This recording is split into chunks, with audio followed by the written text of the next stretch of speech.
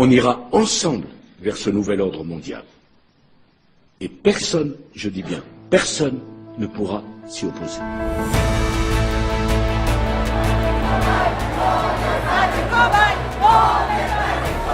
En ce moment, on va de plus en plus vers une dictature. Ça soulève le problème de la liberté de choisir.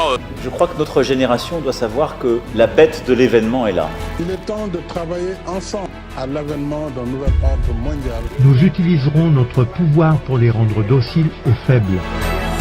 Ils grandiront en étant déprimés. Nous parlons de cet homme blessé lors d'une manifestation samedi dernier. Il a vraisemblablement été visé par un tir de LBD. Nous utiliserons la peur comme notre arme.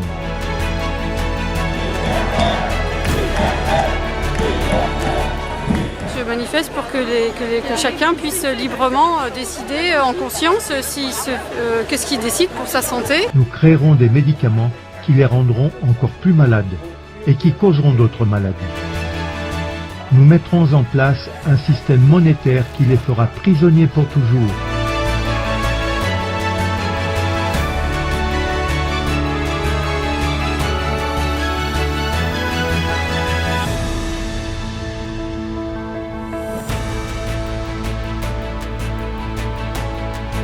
Bienvenue à cette plateforme d'Alliance Éternelle.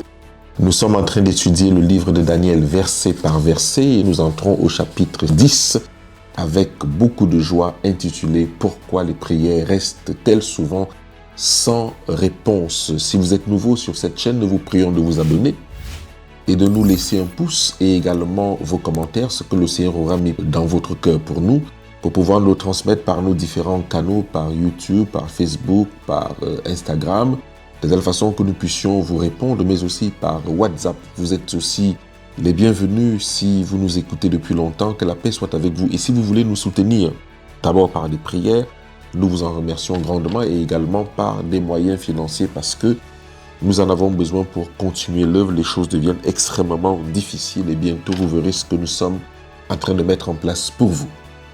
Que la paix soit avec vous. Nous commençons par la prière.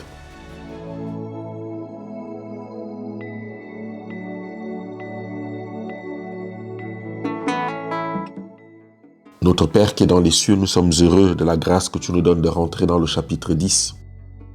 Ça fait plusieurs émissions que nous faisons sur ce sujet. Nous voulons que ton esprit nous accompagne et que l'ange qui a dévoilé à Daniel des choses merveilleuses puisse nous visiter, Père. Que la gloire et l'honneur te soient rendus et que cette parole tombe sur de la bonne terre au nom de Jésus-Christ. Amen.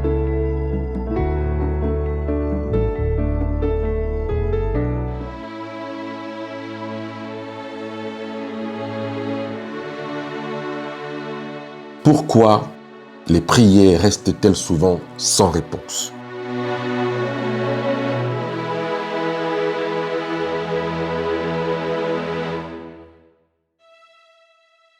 Au chapitre 10, Daniel passe par une véritable épreuve morale. Il est alors affecté par une préoccupation majeure. Cyrus, roi de Perse, a engagé les Juifs à retourner à Jérusalem pour rebâtir le temple. Mais les compatriotes de Daniel n'ont pas fait preuve de beaucoup d'élan devant cette proposition. Seule une fraction des fils de la captivité en a profité. 49 697 personnes exactement sont arrivées à Jérusalem sous la conduite de Zorobabel.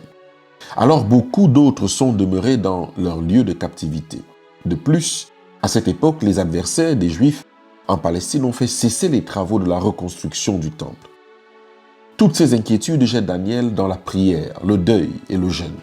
Daniel est oppressé dans son esprit à cause de son peuple qui, au lieu de discerner les temps et de répondre à l'appel de Dieu, se complaît dans une dispersion où les promesses divines ne peuvent s'accomplir. Mais lorsque le serviteur de Dieu est sur sa face, Dieu se plaît à exaucer ses requêtes. Ésaïe 66, verset 2 dit « Voici sur qui je porterai mes regards, sur celui qui souffre et qui a l'esprit abattu, sur celui qui craint ma parole. » C'est dans ces conditions que l'Éternel réserve à son serviteur la plus transcendante des visions. Plus question d'animaux effroyables, du chapitre 7, ni de béliers, de boucs ou de cornes, du chapitre 8. le prophète est introduit dans la présence de Jésus-Christ lui-même qui apparaît à Daniel sous les traits d'un homme vêtu de lin au chapitre 10.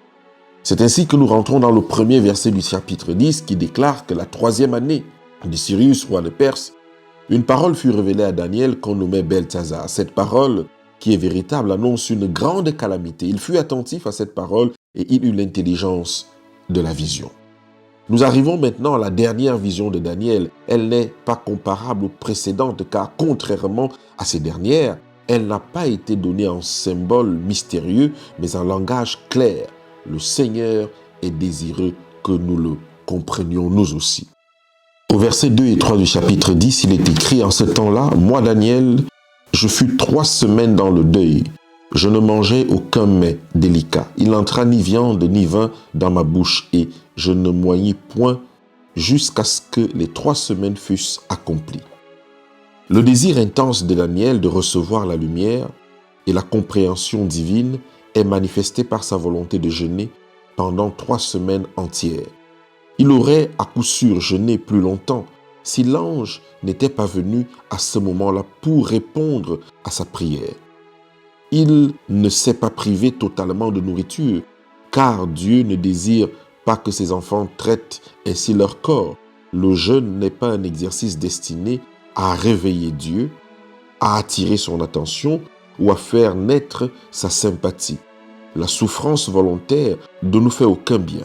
Daniel mangea en quantité suffisante pour entretenir sa santé et sa vie pendant ces 3 semaines, mais en s'abstenant de mets délicats, de viande et de vin, dit-il. Daniel évitait les aliments riches et la suralimentation qui engourdissent le corps, l'esprit, les nerfs. Il est beaucoup de personnes qui mangent tellement et une telle variété d'aliments riches que leur esprit est surchargé et abruti, de sorte que les vérités spirituelles ne font aucune impression sur elles.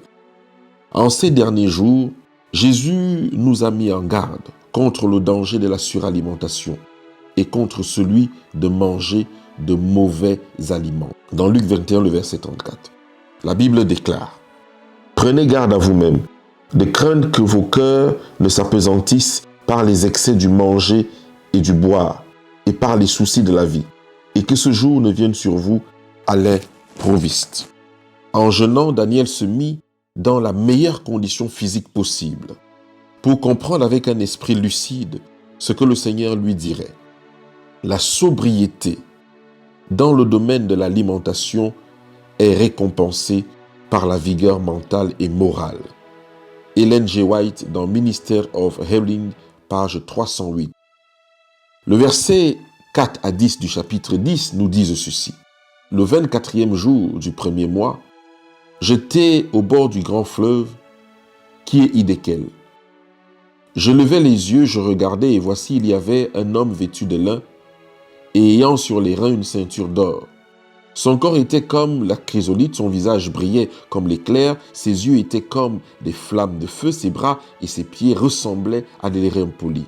Et le son de sa voix était comme le bruit d'une multitude. Moi, Daniel, je vis seul la vision et les hommes qui étaient avec moi ne la virent point, mais ils furent saisis d'une grande frayeur et ils prirent la fuite pour se cacher.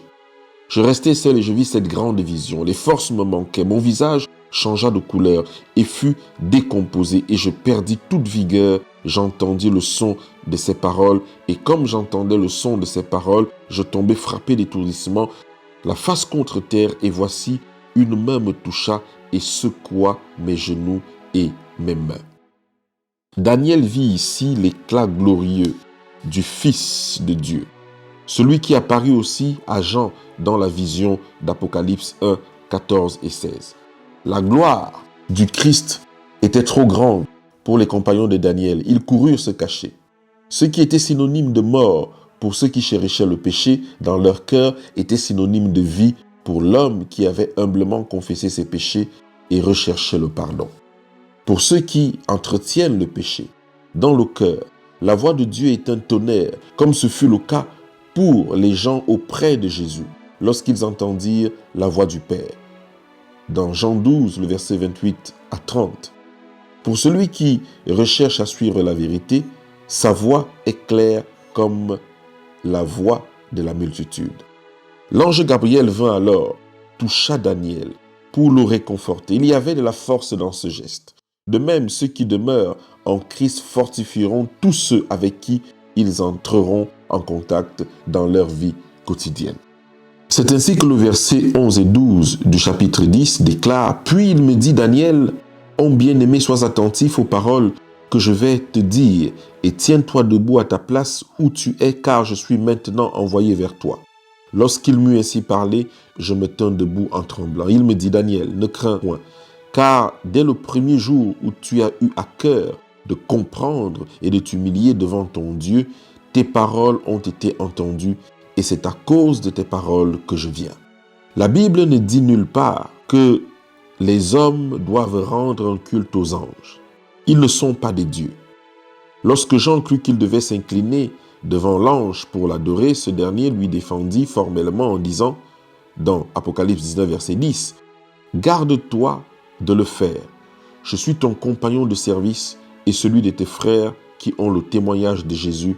Adore Dieu. » Dans ce monde, il ne peut être conféré aux hommes d'honneur plus grand que celui accordé à Daniel quand l'ange lui dit « Tu es un homme bien-aimé de Dieu et des anges du ciel. » L'humilité de Daniel, sa repentance, son amour désintéressé pour son peuple, son désir intense de connaître les choses célestes, sa persévérance à rechercher le Seigneur, tout lui avait permis de gagner la sympathie et l'affection des êtres célestes. Un tel honneur est accordé à ceux qui estiment le mériter le moins. L'ange dit avec bienveillance à Daniel, « Ne crains rien. » Les anges de Dieu ne sont pas des esprits méchants, cherchant à nous porter préjudice, guettant l'occasion de nous accuser, contrairement à ce que les gens superstitieux pensent des esprits. Les anges ne sont pas égoïstes et ne recherchent ni ne réclament nos faveurs et nos dons afin de nous accorder en échange privilèges et protection. Les anges des cieux nous aiment et sont sincèrement préoccupés de notre bien-être et de notre bonheur. Ne sont-ils pas tous des esprits au service de Dieu, envoyés pour exercer un ministère en faveur de ceux qui doivent hériter le salut? Hébreux 1, le verset 14. Chaque croyant, même l'enfant qui place sa confiance dans le Christ, se voit accorder un ange gardien particulier qui veille sur lui et le protège de tout mal. Matthieu 18, le verset 10 à 11. À chaque moment du jour et de la nuit, rien ne peut nous séparer de la protection bienveillante de ces anges, si ce n'est le péché que nous entretenons. Nous ne perdons pas un cheveu de notre tête, dans Matthieu 10, verset 30, Luc 21, verset 18, sans que ces anges ne puissent intervenir. Notons que la prière de Daniel fut entendue dès la première journée de jeûne, et l'ange reçut l'ordre d'aller l'aider. Pourquoi Daniel dut-il attendre 3 semaines entières avant que la réponse ne lui arrive? Ne faisons-nous pas souvent la même expérience, attendant longtemps la réponse à nos prières? Si Daniel, lui qui était le bien-aimé, dut patienter si longtemps, nous ne devrions assurément pas nous laisser aller à l'impatience. Essayons de découvrir pourquoi Daniel dut attendre 3 semaines durant. Nous allons découvrir un des secrets qui conditionne parfois l'exaucement de nos prières. L'ange nous permet de jeter un regard furtif de l'autre côté du rideau qui nous voile la réalité du monde invisible. Pourquoi? Quelle est l'une des raisons pour lesquelles l'enfant de Dieu attend souvent la réponse et l'exaucement à ses prières? Eh bien, au verset 13 et 14 de Daniel 10, il est écrit « Le chef du royaume de Perse m'a résisté 21 jours. Mais voici Michaël, un des principaux chefs, est venu à mon secours et je suis demeuré là auprès des rois de Perse. Je viens maintenant pour te faire connaître ce qui doit arriver à ton peuple dans la suite des temps, car la vision concerne encore ces temps-là. » Le retard ne vient pas de l'ange qui a été dépêché immédiatement au secours de Daniel. Mais la réponse à sa prière dépend d'un acte que doit accomplir le chef du royaume de Perse, qui n'est pas un adorateur de Dieu. Dieu ne peut imposer sa volonté car ce n'est pas ainsi qu'il agit avec les hommes. Une lutte d'influence s'engage dans le palais du prince de Perse. Satan lui-même est présent, contrecarrant les efforts déployés par l'ange Gabriel pour tourner le cœur du prince vers le peuple de Dieu. Les jours se succèdent et Daniel prie toujours, ignorant tout du combat qui a lieu derrière le rideau. Il aurait pu être tenté de penser que Dieu n'avait pas entendu sa prière, comme nous le croyons bien souvent lorsqu'il apparaît que nos prières demeurent sans réponse. Quelqu'un de plus puissant que les anges, Michael, vint alors aider Gabriel. Le prince du mal ne put demeurer en sa présence. Le prince de Perse ne résista plus longtemps à l'influence divine. La bataille fut gagnée et Gabriel vint alors informer Daniel. Ni vous, ni moi ne pouvons connaître les luttes secrètes qui résultent de nos prières. Mais n'ayons aucun doute, nos prières sont entendues et répondues. C'est d'ailleurs l'un des secrets de Satan, de nous faire croire que nos prières ne sont pas exaucées parce que nous sommes des pécheurs. Les anges sont constamment envoyés auprès des gouvernements, des nations modernes, jusqu'au jour fatal où ils rejettent définitivement la vérité de Dieu. Les agents divins sont des témoins toujours présents dans les assemblées des dirigeants de ce monde. Toute loi juste et équitable qui rend à promouvoir la liberté et la vraie prospérité est le résultat de l'influence des anges des cieux, ceux qui sont au service de Jésus-Christ. Michael signifie celui qui est semblable à Dieu. Jude nous dit qu'il est l'archange, le chef des anges, ou le premier d'entre eux. En lisant 1 Thessaloniciens 4, le verset 16, nous apprenons que les morts sortent de leur tombe à la voix de l'archange. Et Jean 5, le verset 28, nous dit que c'est la voix du Fils de Dieu qui les appelle hors de leur tombeau. Ainsi donc, il est clair que Michael, l'archange, est réellement le Christ. Voir aussi Daniel 12, le verset 1. Dans le verset 15 à 21 du livre de Daniel, au chapitre 10, il est écrit « Tandis qu'il m'adressait ces paroles, je dirigeais mes regards vers la terre et je gardais le silence. Et voici quelqu'un qui avait l'apparence des fils de l'homme toucha mes lèvres, et j'ouvris la bouche et je parlais, et je dis à celui qui se tenait devant moi, « Mon Seigneur, la vision m'a rempli d'effroi, et j'ai perdu toute vigueur. Comment le serviteur de mon Seigneur pourrait-il parler à mon Seigneur? Maintenant les forces me manquent, et je n'ai plus de souffle. » Alors celui qui avait l'apparence d'un homme me toucha de nouveau et me fortifia. Puis il me dit, « Ne crains rien, homme bien-aimé, que la paix soit avec toi, courage, courage. » Et comme il me parlait, je repris des forces et je dis, « Que mon Seigneur parle, car tu m'as fortifié. » Il me dit, « Sais-tu pourquoi je suis venu vers toi? Maintenant je m'en retourne pour combattre le chef de la Perse. Et quand je partirai, voici, le chef de Javan viendra. Mais je veux te faire connaître ce qui est écrit dans le livre de la vérité. Personne ne m'aide contre cela, excepté Michael, notre chef. » L'ange adressa de nouveau à Daniel ces paroles merveilleuses. « Ne crains rien, homme bien-aimé. Pourquoi avoir peur? Dieu nous aime. Ce qui nous affaiblit souvent, c'est notre sentiment de culpabilité, causé par nos péchés. Lorsque nous sommes lavés dans le sang de Jésus, notre peur disparaît et nous sommes aussi fortifiés. Après avoir expliqué à Daniel ce qu'il désirait lui faire comprendre, Gabriel doit retourner combattre le chef de Perse jusqu'à ce que vienne le royaume de Cyrus. Le message confié à Daniel est un secret. Personne ne le connaît, si ce n'est Michael, notre chef, à savoir Christ, le Sauveur, ainsi que Dieu le Père. L'ange Gabriel est maintenant Daniel à qui il a été révélé. Quelle glorieuse chaîne que celle de la révélation. Le secret passe par Dieu le Père à son prophète et par son intermédiaire, il parvient jusqu'à nous. Mesdames et messieurs, frères et sœurs, l'expérience de Daniel est une expérience forte qui doit nous inciter à la prière. Souvent, Dieu, lorsque nous avons commencé à prier et que notre repentance est authentique, notre foi est authentique. Notre reconnaissance de nos faiblesses est authentique. Ça ne tarde pas dans les bureaux du ciel à recevoir une réponse. Mais souvent, il y a une bataille spirituelle qui s'engage, qui peut mettre beaucoup de temps, comme cela a mis pour Daniel plus de 21 jours. C'est l'une des raisons pour lesquelles nos prières peuvent ne pas voir notre exaucement physique tout de suite et prendre un certain temps. Nous n'imaginons pas combien de batailles spirituelles se mènent lorsqu'un enfant de Dieu élève une prière. Nous ne pouvons pas imaginer quelles sont les luttes d'influence qui sont certaines et qui se manifestent dans le monde invisible. Comme Daniel, nous devons continuer à persévérer jusqu'à ce que Michael descende et ravage et influence l'environnement pour lequel ou les sujets pour lesquels nous sommes en train d'intercéder. Nous sommes à la fin des temps et quelquefois nous allons beaucoup prier sans voir des exaucements.